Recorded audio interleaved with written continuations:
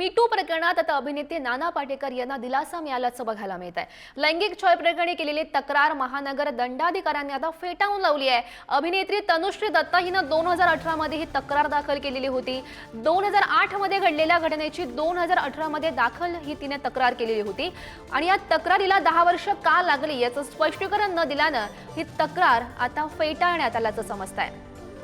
आणि या संदर्भात अधिकची माहिती जाणून घेऊयात। आमचे प्रतिनिधी निखिल चव्हाण सध्या आपल्या सोबत आहेत। निखिल, खरं तर नाना पाटेकर यांना हा दिलासा म्हणावा लागेल।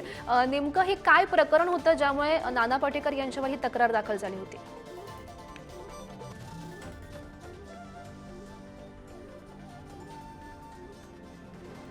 निखिल,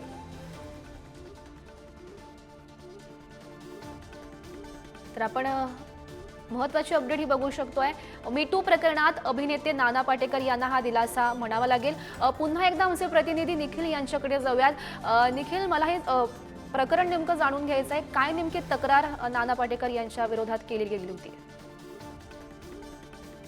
तर अभिनेत्री तनुश्री दत्ताने अभिनेते नाना पाटेकरांच्या विरोधात 2018 मध्ये आहे ते लैंगिक छळ प्रकरणी आहे ते जो तक्रार आहे ती केलेली होती। आणि याच प्रकरणामध्ये त्यांनी म्हटलेलं होतं की 2008 साली ही जी संपूर्णपणे घटना आहे ती घडलेली होती आणि त्यानंतर जवळपास 10 वर्षांनी ही तक्रार आहे ती रजिस्टर केल्याच्या नंतर काल झालेल्या सुनावणीमध्ये मात्र नाना पाटेकर यांना जो दिलासा आहे तो मिळाल्याचं या ठिकाणी पाहायला मिळते। कारण माननीय कोर्टाने या ठिकाणी हे जे संपूर्णपणे प्रकरण दाखल करण्यात आलेलं आहे ते जवळपास 10 वर्षांनंतर दाखल करण्यात आलेलं आहे। त्यामुळे ही संपूर्णपणे याचिका आहे ती फेटाळून लावलेली आहे आणि या प्रकरणी निर्णय देत असताना हे संपूर्णपणे प्रकरण ज्यावेळी घडलं त्याच्यानंतर 3 वर्षाच्या आतमध्ये ही तक्रार करायला पाहिजे होती असं देखील या ठिकाणी कोर्टाने म्हटलेलं आहे। त्यामुळे हा जो दिलासा आहे तो या ठिकाणी आपण नाना पाटेकरांना म्हणू शकतो। परंतु या संपूर्ण प्रकरणात निर्णय देत असताना